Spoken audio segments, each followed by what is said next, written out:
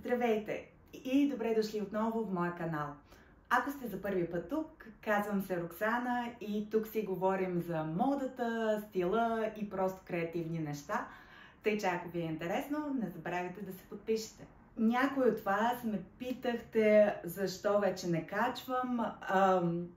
Взех си малка почивка от социалните медии. Няма 2-3 години. И междувременно, какво правих? Заснех първата си късометражка като режисьор. Тези, които ме следват отпреди, знаят, че завърших актьорство във Франция и че творчеството е винаги било част от живота ми от детството. Но за първи път съм така в ролята зад камерата, което няма да лъжа, е много яко. На тези, които им е любопитно, можете да гледате късометражката ми на Кинематограф.bg. Ще оставя линк към филма в описанието към това видео. Безплатно е, само 14 минути и да, разбира се, много ще съм трогната, ако я изгледате. А сега да се върнем към другата ми страст – модата. Така, лятото вече е тук, затова реших днес да разгледаме кои са топ тенденциите за този сезон. Кои неща трендват в социалните мрежи, магазините и разбира се на подиумите в световната мода. И също така да се разходим с вас по магазините, малко мола обиколка, за да видим кои от тези тенденции вече навлязоха в мас-маркета и нещо пъкнах. Да, кои... Да съм заснивала 2-3 години, забрави как се прави. Но да видим кои неща вече навлязаха в мас-маркета, кои от тенденциите може да намерим. Имам своите записки, за да не забравя нещо, да започваме. Една от топ тенденциите, които избухна още пролета, е панталоните капри.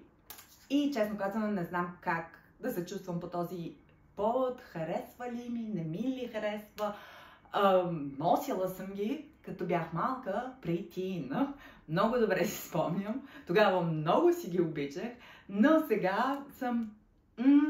ще се поддам ли на тренда или ще устоя? Защото виждам хора, които супер могат да ги пловнат и мотива, но не знам дали съм от тези хора. I don't know. Така, имам преди понякога съм такава, това е тъпа тенденция, изобщо няма да се поддам на този тренд и след това, хей, всъщност е супер оригинално и си ги купувам. Но, anyway, аз съм жертва на мас-маркета и на трендовете.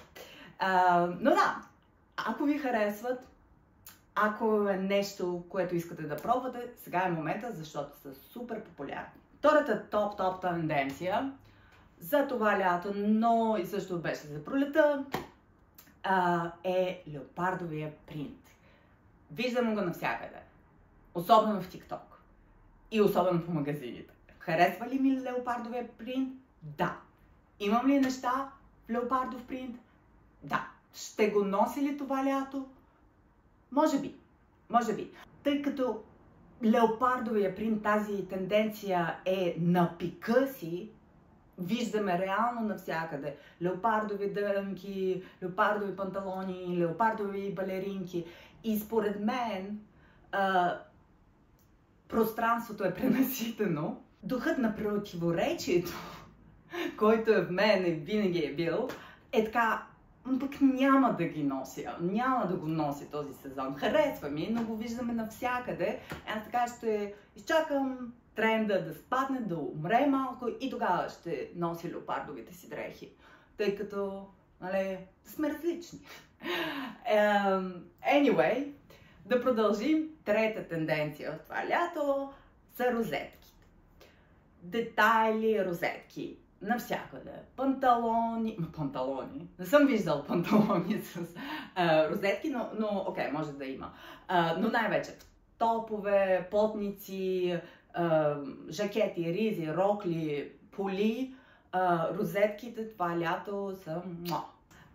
Друго, което е много популярно това лято, е блузи тип поло.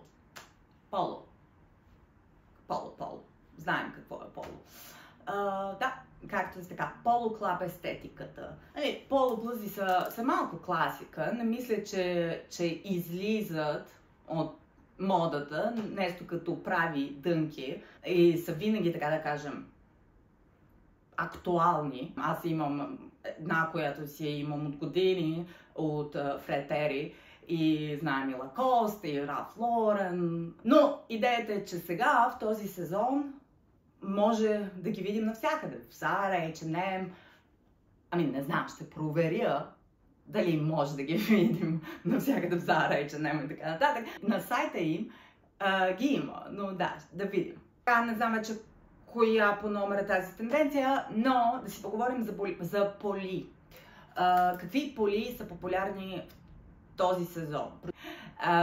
Продължават да са популярни прозрачните поли.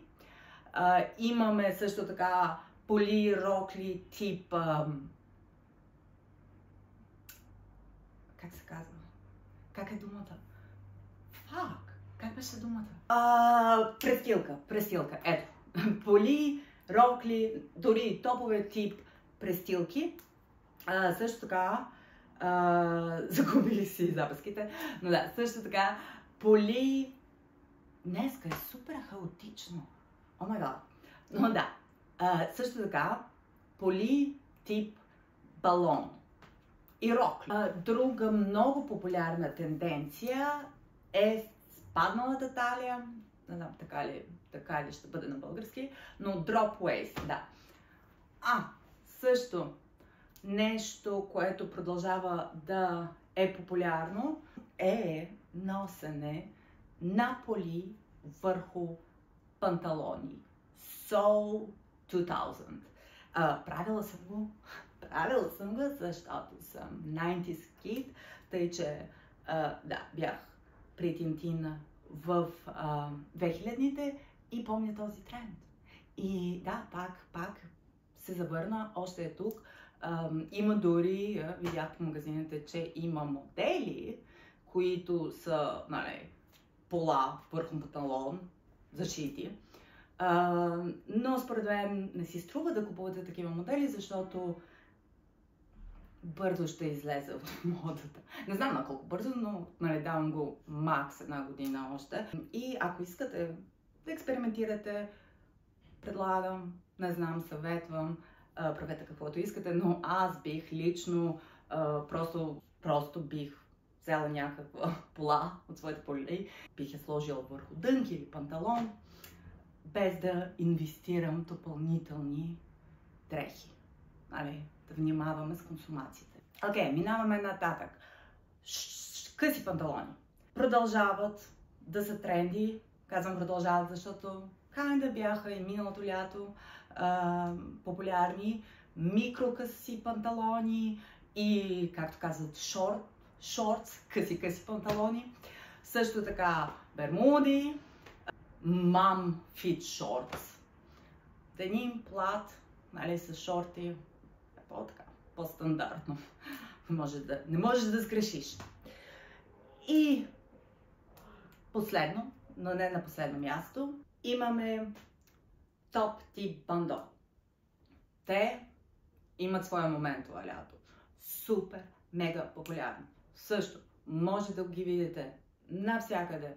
TikTok, Instagram, дизайнери, мас-маркет. Аз лично не съм фен, тъй като не се чувствам комфортно в тях. Не защото не ми харесват, според мен са супер. Супер за лятото, също много удобни, но лично аз не се чувствам комфортно, защото трябва ми допълнителен съпорт. И Honorable Mentions получават елеците, продължават да са популярни и това лято. елеци, както миналата година, на голо тяло, носени на голо тяло. Разбира се, може и да носите върху тениска, ако искате.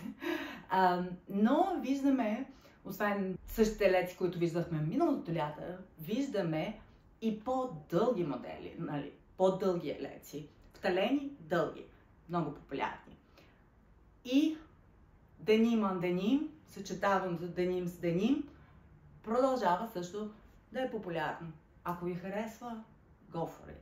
Така, прегледахме, разбрахме, видяхме кои са топ тенденциите за това лято 2024, а сега да видим какво може да намерим от тези тенденции в магазините, какво предлага. Дори бих пробвала да видя как стоят. Както казах, не всички от тези тенденции са мой стил, не всички бих носила, но кой знае, why not? Затова да вървим. Окей, почваме от Зара. И от самия вход, какво виждаме? Розетки. Има няколко топа с розетки и разбира се, елеци. Тези са по-интересни, с връзки. И какво виждаме тук? Леопард. И това е само началото.